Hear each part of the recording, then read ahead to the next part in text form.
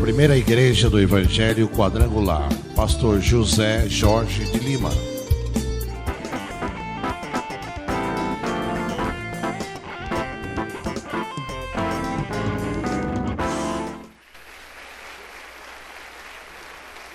Outra vez tinha gente na rua, lembra?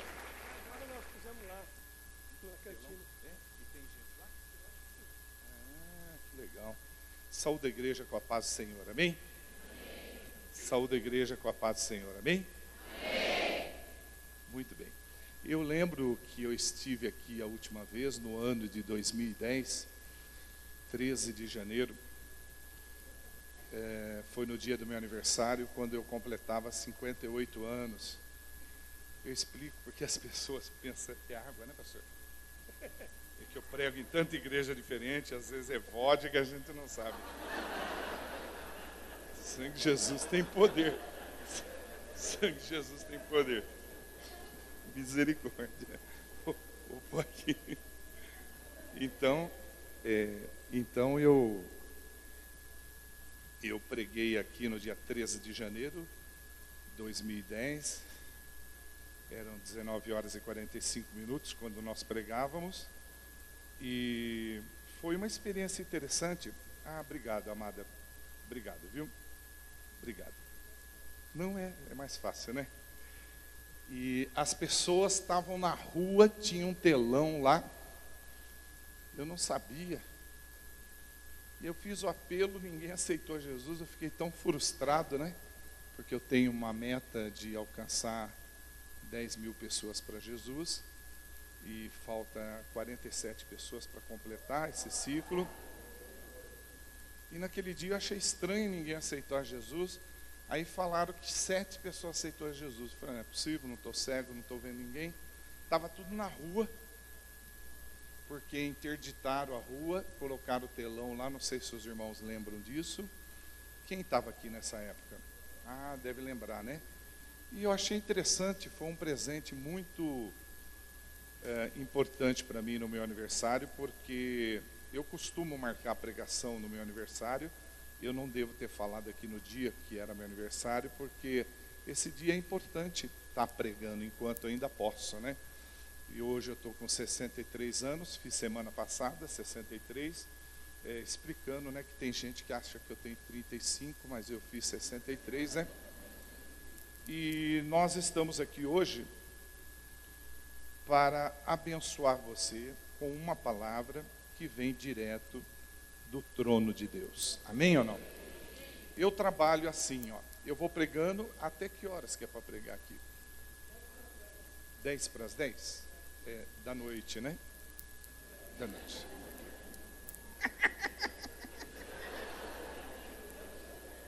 Ele falou 10 para as 22, falou 10 para as 10, né? 10 para 10.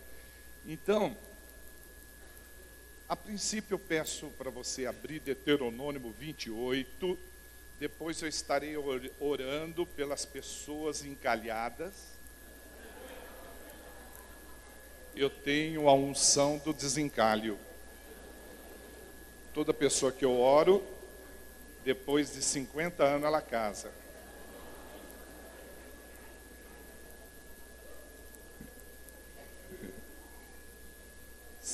Se eu der um pouquinho de trabalho para o irmão do som, que eu acredito que eu vou dar, onde que está o homem do som? Na mesa. Aonde? A mesa de som está onde? O senhor que está aí? E não vê-lo, hein? Seria, que a gente tem quase a mesma forma, né? Se eu der trabalho, eu confesso ao senhor, eu não sei falar em microfone. Eu prego há 18 anos e eu não sei. Eu uso muito sabe aquele estilo Michael Jackson, aquele estilo assim. Aí se eu falhar, o senhor me perdoa, tá bom? Ok? Deuteronômio 28. Muito bem.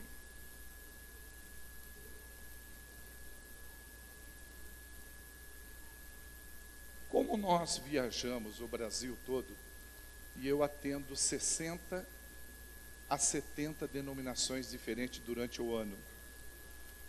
Eu não prego só na quadrangular. eu prego em outros ministérios também que nós somos convidados. Então eu prego uma média de 5 vezes por semana, 20 por mês, 240 por ano, rodando 3.000 quilômetros por mês. Praticamente eu prego quase todo dia. E às vezes a gente vê algumas coisas nas igrejas, e por lermos a Bíblia, estarmos na presença de Deus, alguma coisa a gente sente vontade de falar que muitas vezes não é falado. Por exemplo, Deuteronômio 28, muitas pessoas quando vão pregar, fala muito do versículo 8, que diz que Deus vai abençoar as obras da sua mão. Não que não vá abençoar, mas eu acredito muito no evangelho que João Batista pregava. Ele não falava de bênção, embora seja importante, mas ele falava de arrependimento. E às vezes, quando eu estou em casa, a pessoa liga para nós, diferente do seu pastor, que apenas disse o dia que ia pregar e não falou nada mais. Mas tem gente que liga em casa para encomendar a mensagem. Ele diz o que tem que falar, o que tem que fazer, e isso não é bom. O bom é ficar à disposição de Deus, deixar Deus falar, que é o que vai acontecer aqui hoje. Então, às vezes, nós somos envolvidos em alguma campanha que a gente tem que falar, por causa que o título da campanha é para dizer Deuteronômio 28:8. Só que dentro de Deuteronômio tem algumas explicações, porque se você ler que Deus vai abençoar as obras da sua mão no versículo 8, amém por isso, porque eu também desejo isso. Quem não deseja ser abençoado por Deus? E assim são outras pessoas que professam outra fé, né? Mesmo a pessoa sendo católico, budista, espírita, eles querem ser abençoados por Deus. Aliás, diga de passagem, todas as pessoas, independente de religião, quando morrer vão ter vida eterna, tá? Não é só nós não.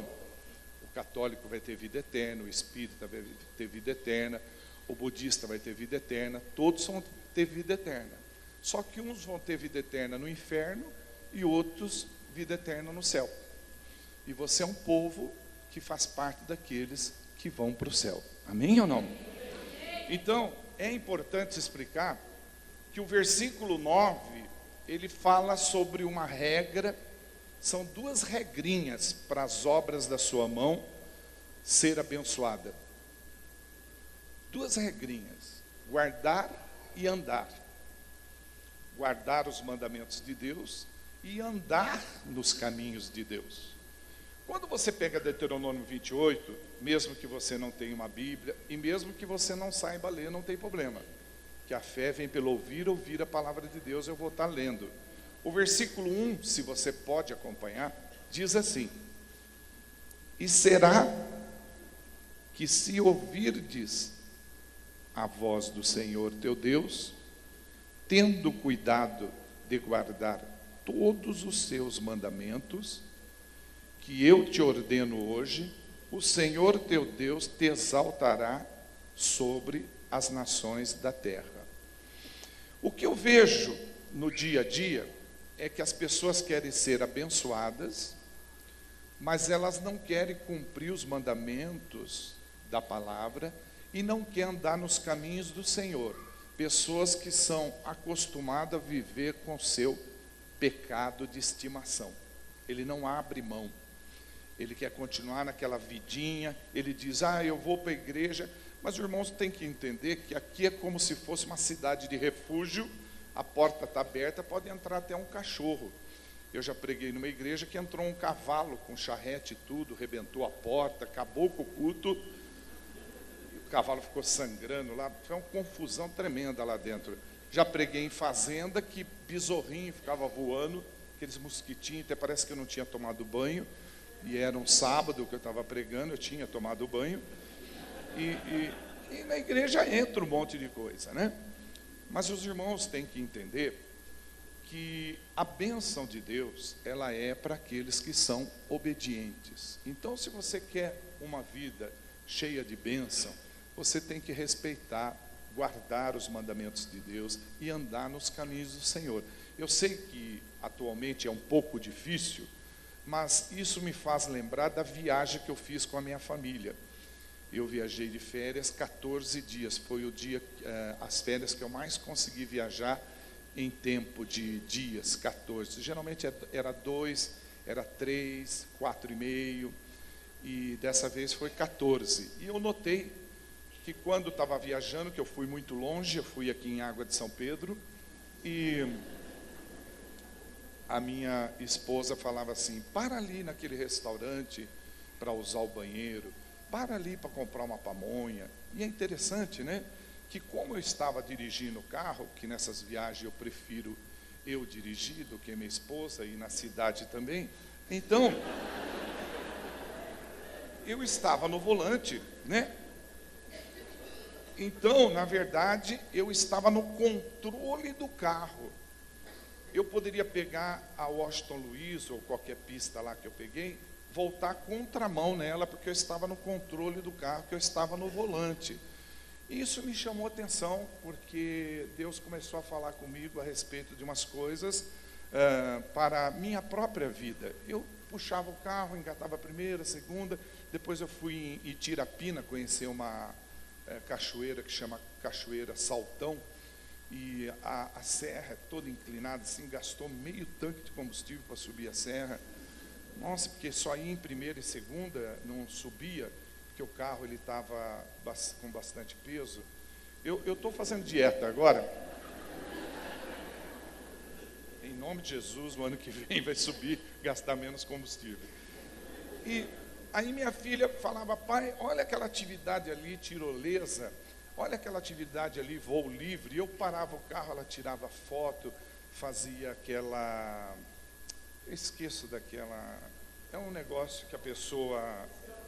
eu não gosto, eu gosto de self-service. Então, aí parava, tirava foto, andava para cá, andava para lá.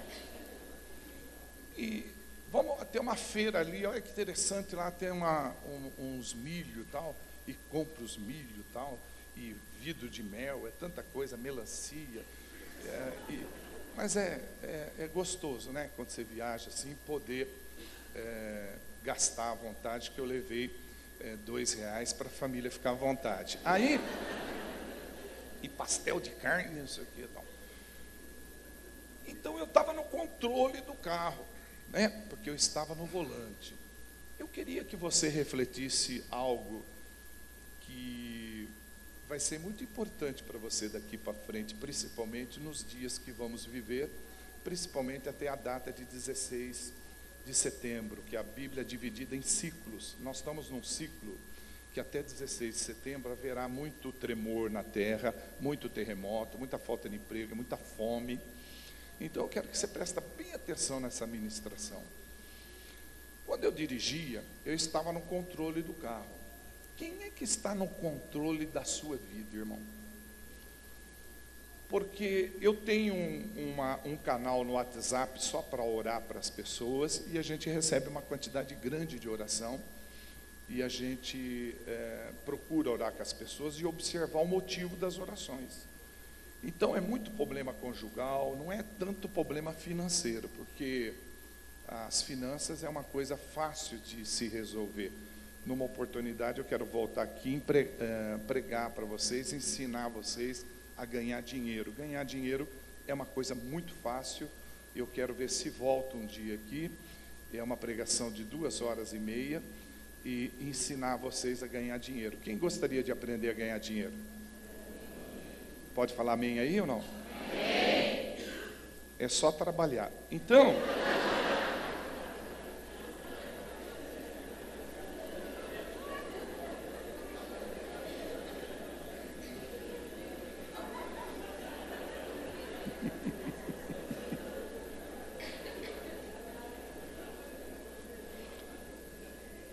então o que eu tenho visto aí, as pessoas estão encontrando maior prazer nas coisas do mundo do que nas coisas de Deus. Com a chegada da tecnologia, nós temos aí pessoas que acabaram ficando viciadas no seu smartphone, no seu tablet, no seu computador, que inclusive é um assunto sério, delicado, e que contribuiu para que surgisse uma nova doença chamada nomofobia. Pessoas viciadas em tecnologia, mais especificamente em celular. Então hoje nós temos uma pessoa que é capaz de ficar 4 horas no celular, não sei se é o seu caso, mas é só um exemplo, e ela não é capaz de ler um versículo da palavra. Então muitas vezes ela acaba conversando muitos assuntos, e hoje na internet o que a gente vê é receita de bolo, tamanho do peixe que a pessoa pegou, ver como chama gato. Eu nunca vi tanto gato na minha vida como tem na rede social. E a gente não vê um versículo da palavra de Deus. A gente não vê por parte do próprio crente. É capaz de ver um grupo de crente, às vezes líderes consagrados, falando mal da política, que não é aconselhável fazer isso, desde que se entenda de Bíblia. 1 Timóteo 2,2 diz que nós temos que orar pelos reis, pelos presidenciáveis. Então eu vejo as pessoas fazendo mau uso disso. Enquanto se usa indevidamente o smartphone e o computador, morrem no Brasil 87 pessoas por dia através de suicídio, 1 a cada 45 minutos. Então a gente poderia pegar esses equipamentos e propagar a palavra escrita de Deus, como Jesus fez, irmão. Na cruz do Calvário ele não estava sozinho. Na verdade tinha ele e 2 bandidos, 2 ladrão, um à direita e um à esquerda. Não sei se você lembra disso. Lembra ou não? Lembra no sentido por leitura? Amém ou não? Então, um deles falou assim: se o senhor não é o Messias, por que o senhor não salva o senhor mesmo e a nós? E o outro falou assim: não faz isso não, ó. Como é que você fala de um homem tão bom? Nós somos assim, bandido, assassino, e por isso que a gente merece o que a gente está tendo aqui. Ele não, ele é um homem bom. Aí Jesus falou: gostei de você, vou adicionar você no WhatsApp. Então, Jesus disse: ainda hoje estarei com você. Quem é que está conosco nos smartphones? Ah, tem uma pessoa que fala que eu sou bonita, mas pode estar dentro do presídio falando com você. Quem são seus amigos? Ah, eu tenho 8 mil amigos. Sim, os 8 mil professam a fé que você professa. Ezequiel 33, 7, 8 diz que se os 8 mil morrer e for para o inferno, você vai dar conta do sangue de cada um, a não ser que alguém saia na frente e fala de Jesus para ele. Então a gente podia usar essa rede social para poder divulgar a palavra de Deus, sem falar que as pessoas acaba empobrecendo o nosso português, né? Porque fica assim, digitando: nós vai, nós fumo, nós foi. E 529 mil jovens tirou 0 na redação no Enem em 2014, impedido de entrar no SISU em 2015. Então a gente poderia usar isso como ferramenta para divulgar a palavra e usar alguns aplicativos para aprender uma língua à parte. Eu fiquei fascinado quando estava no aeroporto. Eu estava indo para algum lugar, eu não lembro se estava indo ou voltando, que às vezes eu nem lembro mais se eu estou indo ou voltando. Aí eu vi um menininho desse tamanho, eu fiquei impressionado, desse tamanhozinho, falando japonês fluentemente. Aquilo, sabe, me deixou apaixonado. Está certo que ele é japonês, né? Então, abra 1 João capítulo 2. Quem está controlando a sua vida? Nós precisamos decidir se vamos andar com Deus ou se vamos permitir que outras coisas controlem a nossa vida. Ser cristão evangélico com um pé no mundo, um pé na igreja, não dá certo. Nós temos que entender que a Bíblia diz que nós somos simplesmente embaixadores de Cristo. Está em 2 Coríntios 5, depois você lê em casa. Se somos embaixadores de Cristo, somos representantes de Deus na terra. Se somos representantes de Deus na terra, tem que haver coerência. O que é coerência? Comportamento constante. Ora nós estamos na igreja, ora nós não podemos estar no bar. Ora a gente vem para a igreja, com roupas bonitinhas, de boa aparência, mas quando está no mundo, está com roupa que desagrada a Deus. Sendo o corpo o templo do Espírito Santo, tem pessoas que não se vestem adequadamente. Ora está na igreja, ora está em casa bebendo, fumando. Sem falar no número de pessoas que está na igreja, louva a Deus e tem amante. Eu não tenho, missionário. Você pode pegar um investigador, me acompanhar, eu não tenho, mas tem amante virtual. Dá atenção para outra pessoa e não dá atenção para a sua família. Tem pessoas que usam outro nome no Facebook, outra foto, que isso é mentira, né? Tem pessoas que não dá atenção para a esposa e fica lá na rede social, bonitinha, fofinha, e trata a mulher, né, aos trancos e barrancos. Chama de tudo quanto é nome de bicho, anta, de tudo quanto é nome. E à noite muda o nome do bicho, segundo o nosso presidente. Vem, minha pombinha, vem.